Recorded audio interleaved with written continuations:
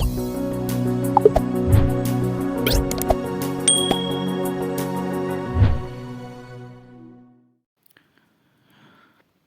Evening दोस्तों, स्वागत करते हैं आपका हमारे YouTube चैनल नर्सिंग हट में। और आज हम आपके लिए फिर से लेकर आए हैं बहुत ही इम्पोर्टेंट क्वेश्चंस की है क्लास। इस क्लास में हम डील करेंगे कम्युनिटी हेल्थ ऑफिसर एग्जाम में आने वाले कुछ इम्पोर्टेंट क्वेश्चन। तो क्लास को एंड तक जरूर देखें। चैनल पर पहली बार विजिट करें तो हमारे चैनल नर्सिंग हट को सब्सक्राइब करें। 29 जनवरी को हरियाणा सीएचओ का एग्ज़ाम होने वाला है और 19 फरवरी को राजस्थान सीएचओ का एग्ज़ाम होने वाला है।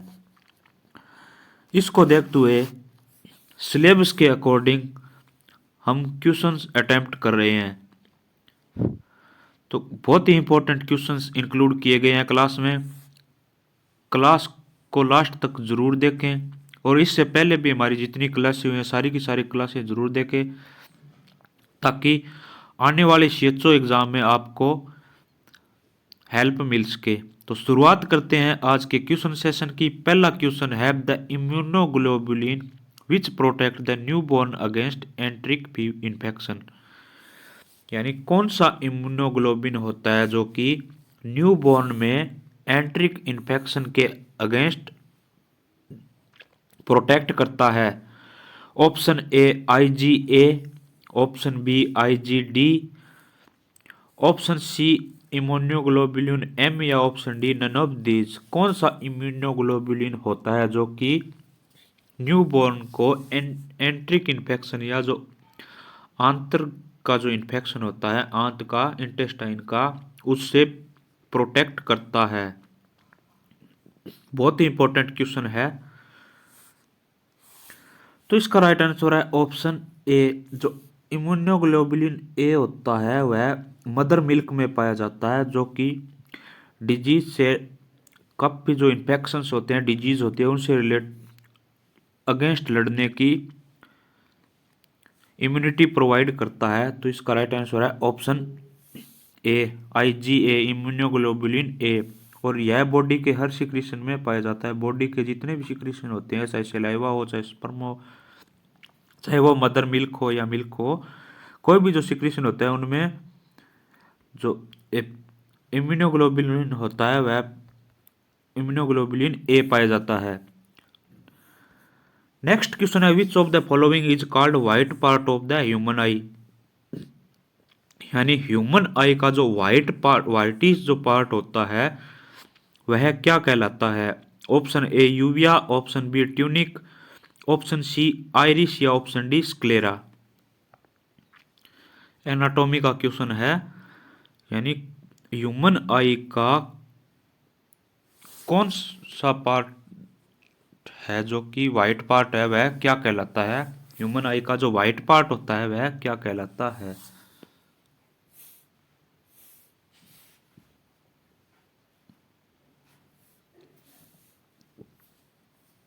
इसका राइट आंसर है ऑप्शन डी। जो व्हाइट पार्ट होता है वह स्क्लेरा कहलाता है। ह्यूमन आई का व्हाइटिश जो पार्ट होता है वह स्क्लेरा कहलाता है। नेक्स्ट क्वेश्चन है which of the following is not a part of the small intestine. यानी इनमें से कौन सा एक जो पार्ट है वह स्मॉल इंटेस्टाइन का नहीं है। और इनमें तीन जो पार्ट होते हैं वह स्मॉल इंटेस्टाइन के, और एक है वो स्मॉल इंटेस्टाइन का पार्ट नहीं है। Option A duodenum, option B jejunum, option C ileum या ऑप्शन डी सिकम। कौन सा पार्ट होता है जो कि स्मॉल इंटेस्टाइन का पार्ट नहीं है इनमें से।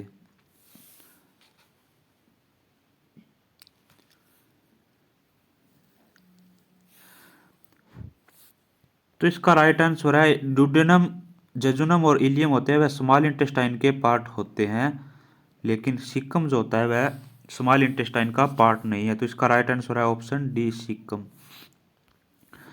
नेक्स्ट क्वेश्चन है which of the following is the master gland of the endocrine system. यानी एंडोक्राइन सिस्टम की मास्टर ग्लैंड कौन सी होती है। Option A pancreas, option B pituitary, option C thyroid या ऑप्शन डी एड्रिनल। कौन सी जो ग्लैंड होती है वह मास्टर ग्लैंड होती है एंडोक्राइन सिस्टम में जो मास्टर ग्लैंड होती है वह कौन सी होती है?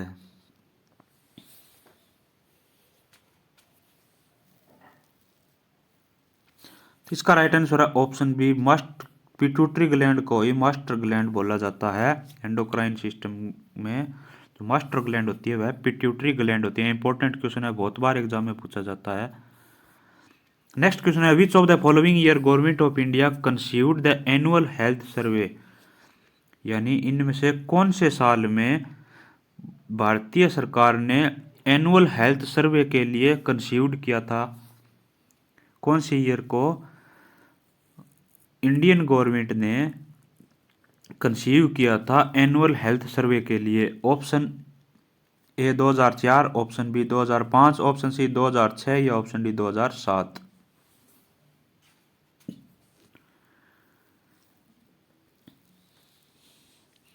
इसका राइट आंसर है ऑप्शन बी, 2005 में इंडियन गवर्नमेंट ने एनुअल हेल्थ सर्वे यानी वार्षिक जो हेल्थ का सर्वे होता है, प्रत्येक साल जो हेल्थ का सर्वे होता है उसको कंसीव किया था 2005 में। इंपॉर्टेंट क्वेश्चन है, और 2005 में ही एनआरएचएम आया था। एनआरएचएम भी 2005 में भी आया था।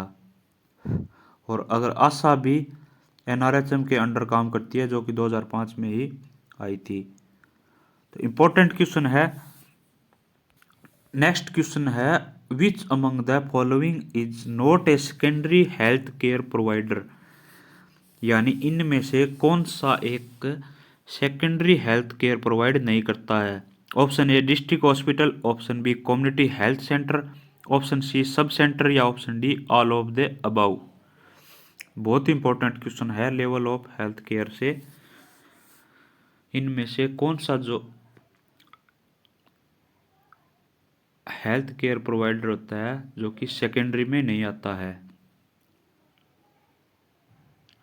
इसका राइट आंसर है ऑप्शन सी, सब सेंटर जो होता है वह primary health care sub centre, और जो पीएचसी होता है primary health centre, sub centre और पीएचसी है, ये दोनों प्राइमरी हेल्थ केयर प्रोवाइडर के रूप में आते हैं। और जो डिस्ट्रिक्ट हॉस्पिटल और कम्युनिटी हेल्थ सेंटर है वह सेकेंडरी हेल्थ केयर प्रोवाइडर के रूप में आते हैं।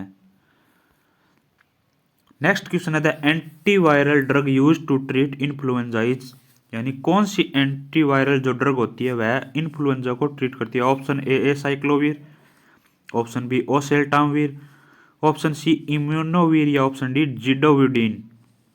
ये भी बहुत इंपॉर्टेंट क्वेश्चन है, बहुत बार एग्जाम में ये क्वेश्चन पूछा गया है।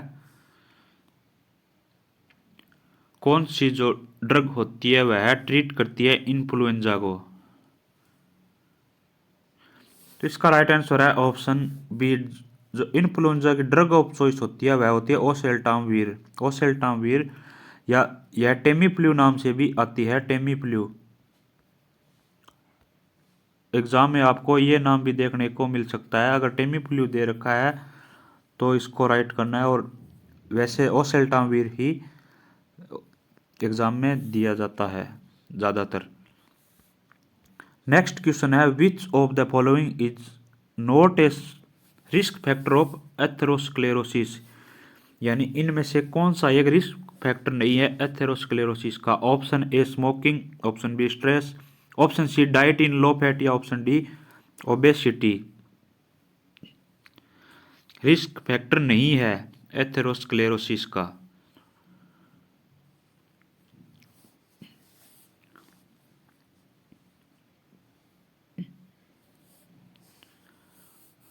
तो इसका राइट आंसर है ऑप्शन सी, लो फैट के कारण एथेरोस्क्लेरोसिस नहीं होता है।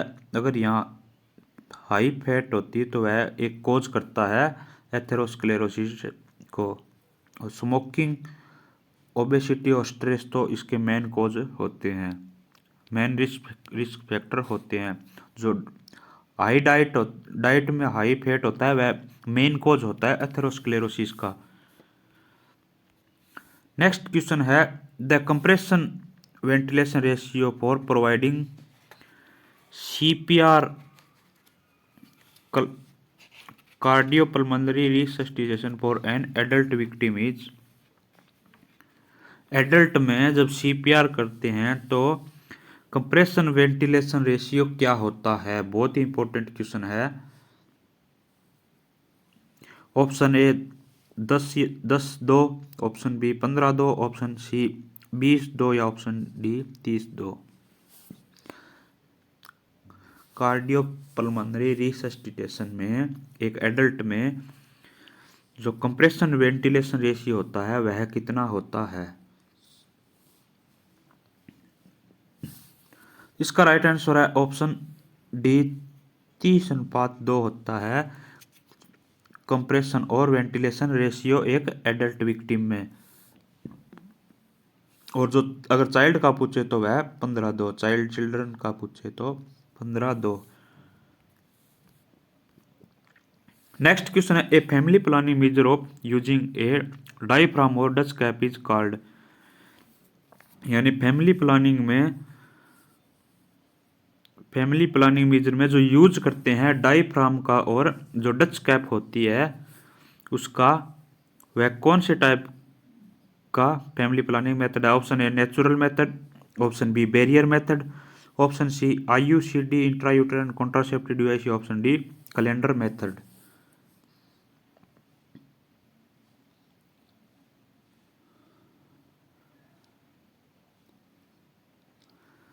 तो इसका राइट आंसर है ऑप्शन बी, जो बैरियर मेथड के रूप में यूज किया जाता है डायफ्राम और डच कैप को। बैरियर मेथड के रूप में डायफ्राम और डच कैप को यूज किया जाता है। नेक्स्ट क्वेश्चन है sign and symptom of asthma include all except. यानी इनमें से सारे के सारे अस्थमा के साइन सिम्टम है किसी एक को छोड़कर। Option A shortness of breath, option B wheezing, option C fever या ऑप्शन डी चेस्ट पेन।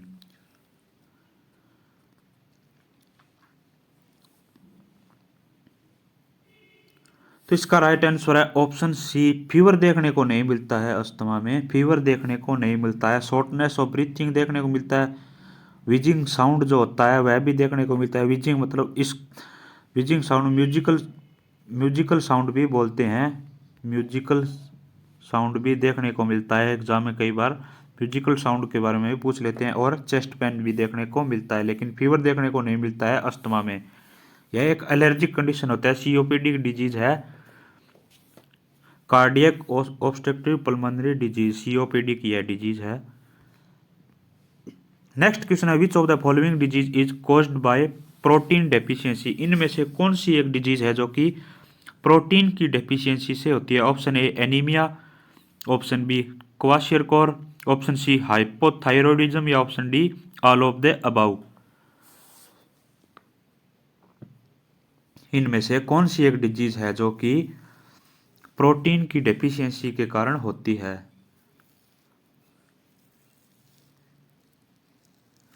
इसका राइट आंसर है ऑप्शन बी, क्वाशियरकोर जो डिजीज होती है वह प्रोटीन की डेफिशिएंसी से देखने को मिलती है। क्वाशियरकोर, इसमें बॉडी पर स्वेलिंग हो जाती है, इसमें बॉडी में स्वेलिंग देखने को मिलती है। इसलिए अगर इसको याद करना है तो सूजा सूजा बच्चा देखने को मिलता है, स्वेलिंग देखने को मिलती है। नेक्स्ट क्वेश्चन है which of the following disease an example of non communicable disease. यानी इनमें से कौन सा एग्जाम्पल है नॉन कम्युनिकेबल डिजीज का, जो कि नॉन कम्युनिकेबल डिजीज होती है, जो कि एक से दूसरे में नहीं फैलती है? Option A cancer, option B diabetes, option C hypertension या option D all of the above.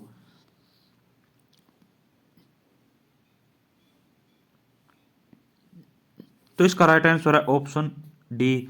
ये सारी की सारी डिजीज हैं, कैंसर, डायबिटीज, हाइपरटेंशन, ये सारी की सारी नॉन कम्युनिकेबल डिजीज है। एनसीडी यानी नॉन कम्युनिकेबल डिजीज होती है।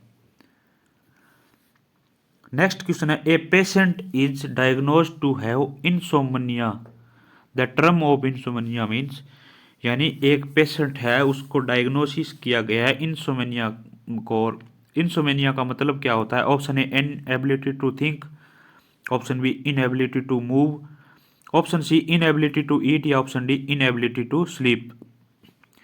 इंसोमनिया जो होता है उसका मतलब क्या है? तो इसका राइट आंसर है option D, inability to sleep को ही इंसोमनिया बोला जाता है। इंसोमनिया क्या होता है? Inability to sleep.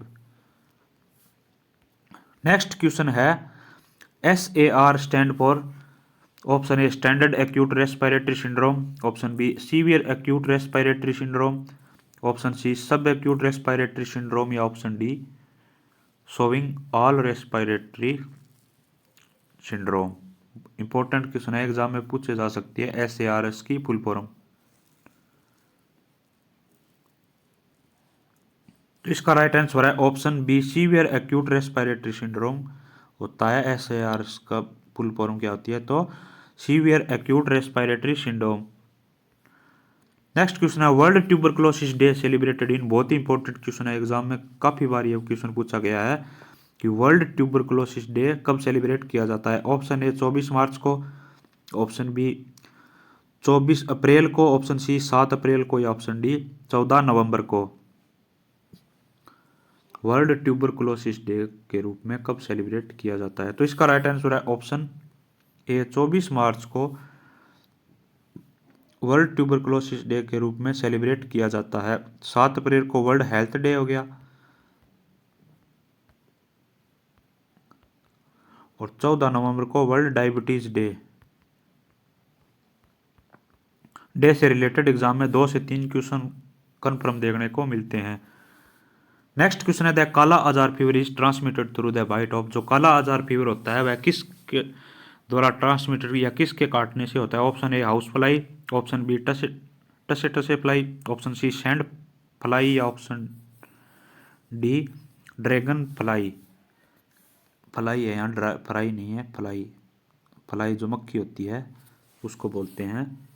जो काला आजार फीवर होता है वह किसके द्वारा ट्रांसमिटेड होता है, किसके काटने से ट्रांसमिटेड होता है? तो इसका राइट आंसर है ऑप्शन सी, जो सैंड फ्लाई होता है, यानी जो रेत में जो मक्खी पाई जाती है, अगर वह काट ले तो काला आजार फीवर होने के चांसेस रहते हैं। नेक्स्ट क्वेश्चन है, the aim of national strategic plan is eliminated tuberculosis by, यानी नेशनल स्ट्रेटेजिक प्लान कब तक का दिया गया है जो कि ट्यूबरकुलोसिस को एलिमिनेट करना है राष्ट्र से? ऑप्शन ए 2025 तक, ऑप्शन बी 2030 तक, ऑप्शन सी 2035 तक, या ऑप्शन डी 2040 तक। नेशनल स्ट्रेटेजिक प्लान के अकॉर्डिंग ट्यूबरकुलोसिस को कौन से ईयर तक एलिमिनेट करना है? तो इसका राइट आंसर है ऑप्शन ए 2025 तक इंडिया से नेशनल स्ट्रेटेजिक प्लान के अकॉर्डिंग ट्यूबरकुलोसिस को एलिमिनेट करना है। बहुत ही इंपॉर्टेंट क्वेश्चन है, एग्जाम में कन्फर्म पूछा जाएगा इस टाइप के क्वेश्चन को। नेक्स्ट क्वेश्चन है, the goal of national framework for malaria elimination in India by, तो अगर मलेरिया नेशनल फ्रेमवर्क के अकॉर्डिंग मलेरिया को इंडिया से कब तक एलिमिनेट करने का टारगेट रखा गया है? Option A 2024, option B 2025, option C 2027, या ऑप्शन डी 2030। ये क्वेश्चन भी बहुत इंपॉर्टेंट है। National framework for malaria elimination, या गोल, क्या गोल, कब तक का गोल रखा गया है कि इंडिया से जो मलेरिया है उसको एलिमिनेट करना है?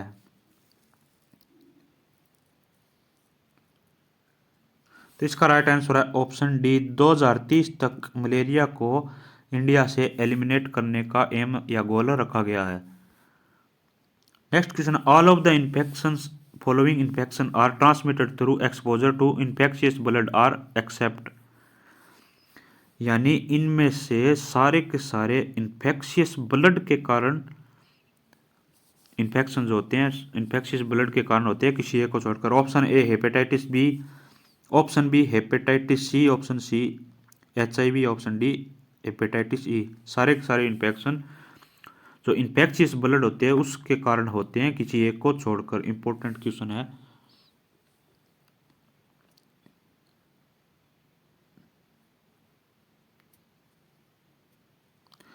तो इसका राइट आंसर है ऑप्शन ई, जो हेपेटाइटिस A एंड E जो होता है, A एंड E, वह फिक्को ओरल रूट के द्वारा देखने को मिलता है, और जो इन्फेक्शियस ब्लड होता है उसके कारण हेपेटाइटिस बी हो गया, हेपेटाइटिस सी और HIV मुख्य रूप से देखने को मिलता है। A एंड E है वह इन्फेक्शियस ब्लड के कारण नहीं देखने को मिलता है। हेपेटाइटिस A और E इन्फेक्शियस ब्लड के कारण देखने को नहीं मिलता है। नेक्स्ट क्वेश्चन है vaccine to control diarrhoea is, यानी कौन सी वैक्सीन है जो कि डायरिया को कंट्रोल करती है। Option A pneumococcal, option B rotavirus, option C Salk या option D Hib hepatitis haemophilus influenza type B. कौन सा वैक्सीन है जो कि डायरिया को कंट्रोल करता है।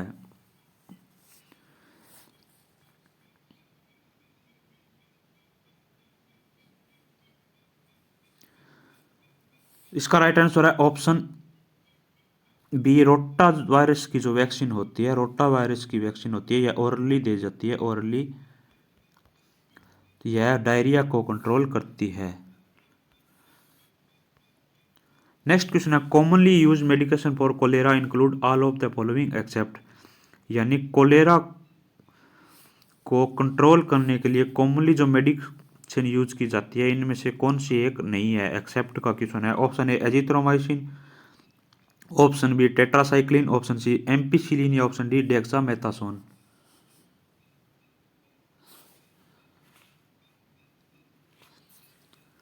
इसका राइट आंसर है ऑप्शन डी डेक्सामेथासोन। कोलेरा में कोई रोल नहीं है इसका। डेक्सामेथासोन का एजिथ्रोमाइसिन, टेट्रासाइक्लिन और एम्पिसिलिन जो एंटीबायोटिक के रूप में यूज की जाती है कोलेरा में, ये मेन ड्रग्स होती है, कॉमनली यूज की जाती है। नेक्स्ट क्वेश्चन है when the diarrhoea last for more than 14 day it is called, यानी वह डायरिया जो कि 14 दिन से ज्यादा तक लगातार हो चुका है वह क्या कहलाता है। Option A dysentery, option B acute watery diarrhoea, option C persistent diarrhoea या option D all of the above. बहुत ही इंपॉर्टेंट क्वेश्चन है।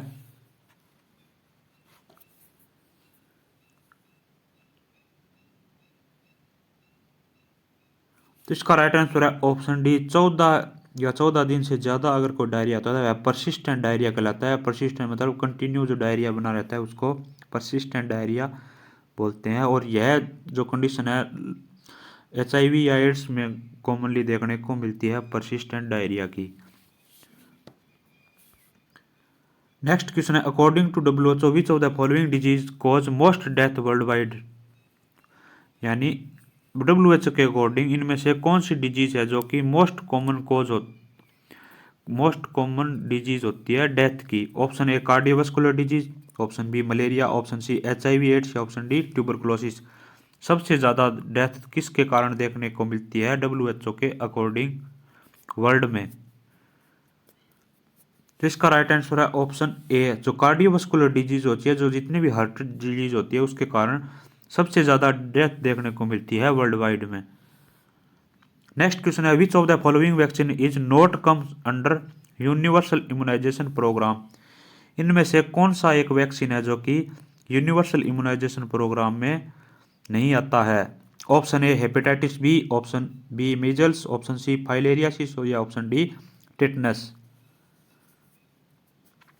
कौन सा वैक्सीन है जो कि यूनिवर्सल इम्यूनाइजेशन प्रोग्राम में नहीं आता। तो इसका राइट आंसर है ऑप्शन सी फाइलेरियासिस का वैक्सीन यूनिवर्सल इम्यूनाइजेशन प्रोग्राम में इंक्लूड नहीं किया जाता है।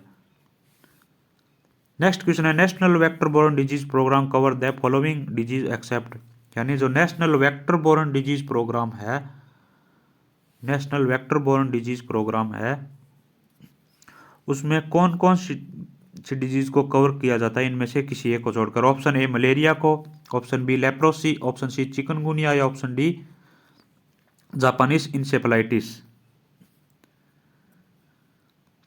तो इसका राइट आंसर है ऑप्शन बी लेप्रोसी में वेक्टर बोर्न डिजीज प्रोग्राम के अंदर कवर नहीं किया जाता है। मलेरिया, चिकनगुनिया और जो जापानीज इंसेफेलाइटिस है ये एक वेक्टर बोर्न डिजीज होती है। तो दोस्तों आपको यह क्लास कैसी लगी कमेंट करके ज़रूर बताएं। क्लास को ज़्यादा से ज़्यादा शेयर करें और हमारे चैनल नर्सिंग हट को सब्सक्राइब करें। कमेंट करके ज़रूर बताएं कि आपको ये क्वेश्चंस कैसे लग रहे हैं। और किस टाइप का सुधार करना है, हमको क्या इम्प्रूवमेंट करना चाहिए। तो थैंक यू फ्रेंड।